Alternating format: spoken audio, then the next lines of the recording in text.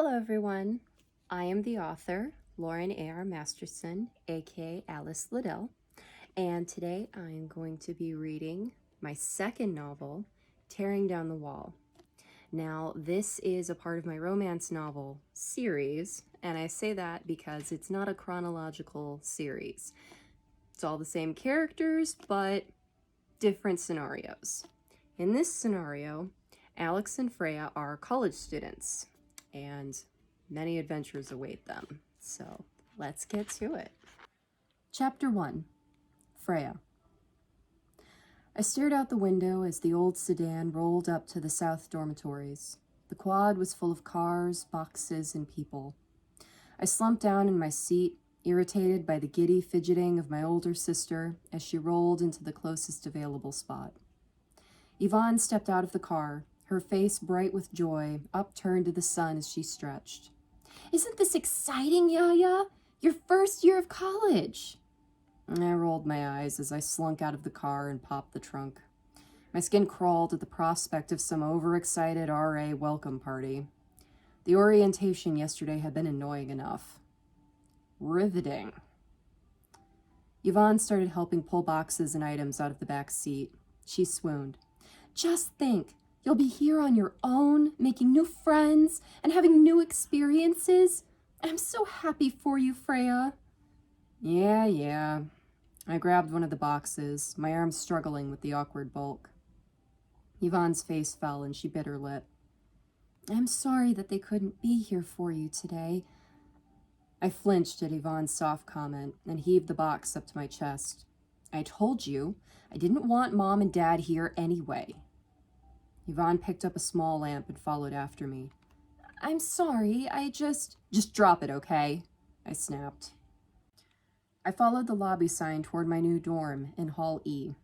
It led to a plain wooden door that read E122. As I set the box down, I could feel the weight of my annoyance drop, excitement taking over. This must be it. I fished the key from my pocket and unlocked the door. Inside, the dorm was small with a window looking out over the lawn. It had a single bed, a small dresser, a tiny closet, and a desk. It was cramped, but at least I didn't have a roommate. Dad had complained at the cost at first, but I set the record straight about my acute inability to play nice with others. Yvonne set the lamp on the desk and plugged it into the wall. "This reminds me of when I moved into my first dorm," Yvonne swooned. "Oh, Yaya, cherish this moment. You will remember it forever." I sighed, the irritation creeping back up as I set the box down. "Oh, I'm sure I will." I rolled my eyes. I didn't wait for Yvonne to follow. I was too busy trying to ignore the other families who were acting just as stupid and bouncy as my sister while carrying boxes and setting up cheap dorm furniture. When I turned the corner out the building entrance, I crashed into someone. "Ow! Watch where you're going, idiot!" I growled, but my heart slammed into my throat when I looked up at the offending jerk. "Wow, Freya! I didn't know you were going to school here." The cheery voice sent goosebumps racing down my skin. He had grown since I had last saw him, sophomore year of high school.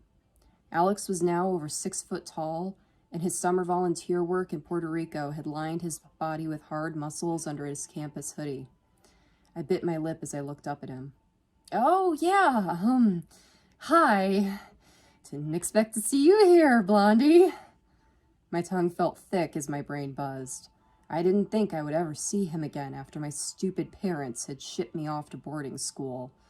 And yet here he was, as if he had stepped right out of my fantasies. Oh God, what is he doing here? I'll never get any studying done, and yet I don't care. I bit the inside of my cheek to keep from swooning. I could already feel my knees starting to buckle. Alex smiled, further melting my body into a smoldering puddle. He jerked his thumb at the doors behind us. "Well, I have a lot of unpacking to do, but it was nice seeing you again. We should hang out sometime." He waved as he hurried back to his car where several other boxes were scattered around. I waved back as his body trotted off in slow motion. The sound of Yvonne's cheery voice snapped me back to attention. I took a deep breath and gathered up more boxes, putting Alex out of mind. concentrating on getting unpacked as fast as possible so Yvonne would leave. The day trickled by as we hefted boxes back and forth.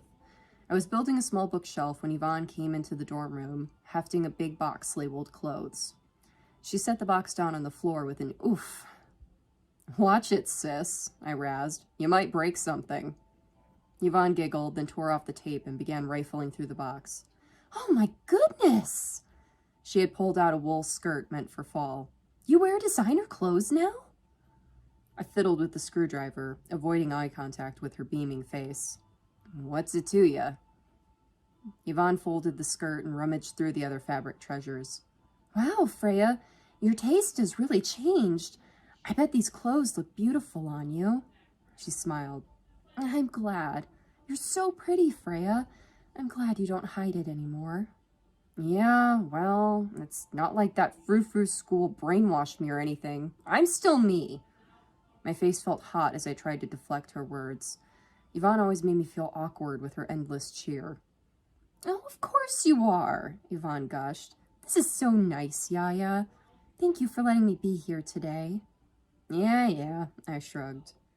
I set the screwdriver down on the desk, scanning the little plywood bookshelf. I turned to Yvonne. "Do you mind if I set up my books? I can get the rest of the boxes after if you're getting tired." Yvonne waved her hand. "Oh, I'm fine. Some of them are pretty light, actually." She opened the door. "Be back in a jiffy." It had almost felt natural to be nice to Yvonne for once. I could tell she was trying hard not to be so dramatic, and I appreciated the gesture. I began sorting the books onto their proper shelves. Maybe it wasn't really Yvonne that was getting on my nerves. Maybe it was something else. A knock sounded at the door, startling me half to death. I tripped over boxes to open it, and Yvonne came in, hefting another box. "Here we are, only 2 left." She set the box down and went back to the car. Alex. Seeing Freya in the parking lot had sent me for a loop. I almost didn't believe she was real. Her usual scowl had dropped, revealing the rare, sweet smile she usually tried to hide from people. I had been nervous running into her like that, and immediately kicked myself for splitting before asking for her number. I waved goodbye to my parents, the taillights of the Oldsmobile growing dimmer as they drove back to the old brownstone. When I turned my head to my dorm, I saw Freya's older sister trotting up to me. "Oh my goodness!" Yvonne rushed over, her face ablaze with joy. "It's so wonderful seeing you again." I chuckled. She was probably driving Freya crazy all day with her overenthusiasm. "Hi, Yvonne. You're helping Freya move in?" She nodded. This is so great. I'm glad Freya has some friends here." Her smile grew smaller. "I was so worried Freya would just live in her dorm. I want her to have a real college experience, make friends, go out, and party." I wonder if Yvonne and Freya have gotten closer lately. "Yeah, Gordon and Hannah are here too." Yvonne squeaked. "This is fantastic!" Her eyes widened and she sighed. "Oh, Alex, I don't want to put any pressure on you, but it would mean so much to me if you checked in on her once in a while." I couldn't resist the bittersweet look on Yvonne's face. Memories of Freya locking herself away in the school library bubbled up. "Of course. I'll make sure Freya doesn't turn into a ghost on campus." "Oh, thank you." Yvonne startled me with a big hug and then pulled away. "And remember, I'm just a call away." I nodded. The old sadness pitted my stomach. Yvonne had always sent updates with her new phone numbers and addresses. Once she'd even spilled about how scared she was for Freya. We'd been sitting on the Petrie's stoop. Freya hadn't come to class in a few days, and I'd gotten worried and brought her homework over as an excuse to talk. Yvonne had insisted we sit outside, and I could hear screaming through the door. "Oh, Alex!" Yvonne was a mess. Her hair was frazzled, and makeup was smeared all over her face. "It's so terrible. I can't even..." I sat down next to her, and I did my best to comfort her. Those sounds tore through my chest, making me want to rush into the house. What's happening in there? Yvonne took a lace hanky from her shirt pocket and blew her nose. "I've never seen Daddy so angry." Freya had talked about how her parents always acted nicer when Yvonne was around. Whatever happened must have been serious if John was raging in front of Yvonne. I wish I knew what she was thinking, Yvonne whispered. Freya says she's leaving. My heart sank. What? Yvonne shook her head. Oh, it's not like that. She said she just doesn't want to live here anymore. So she skipped school to look for an apartment. When Daddy told her he wasn't paying for it, Freya said she had gotten a job. Well, you'll still get to see her, right? I felt strangely relieved that Freya wasn't leaving for good. I don't know. Yvonne stared at her knees. She doesn't talk to me much, and she never wants my help. Her watery eyes rolled up to me, like lead weights tugging at my heart. But she talks to you. My face flushed, the heat racing into my ears. Well, I mean, not a lot anyway. Yvonne smiled. Don't be such a silly. You know what I'm talking about. She pulled out her phone. I know Freya won't call me, but I know you will. If something ever happens. Yvonne seemed like she was about to cry, but she took a deep breath and kept going. I already gave my information to Freya's little friend. Can I count on you too? I shook my head, the memory fading away. Yvonne always meant well, but her sugary sweet attitude and overly helpful nature often pushed Freya away. I put my hand on her shoulder and smiled. Don't worry, she'll be fine. Yvonne nodded. Thank you, Alex. You're such a sweet boy. She hugged me again, then went back to the car. Do you want any help? I watched Yvonne hoist a box from the trunk. No, that's okay. But thank you. She disappeared back into the building. I followed a few steps behind, heading to my own dorm room. Yvonne just wanted to spend some time with Freya alone. I could respect that. The cheery mood Yvonne had created deflated when I opened the door to my room. It was lonely with all the unopened boxes scattered around. I had lucked out on my own room. Gordon had a roommate, and their room seemed pretty cramped with all their stuff. We had packed Gordon's car to the brim, the overflow piled into my parents' Oldsmobile. I didn't feel much like unpacking, plus, Gordon had warned me not to bother. The Sigma Alpha Phi rush started bright and early tomorrow morning, and there was no telling what they would make us do.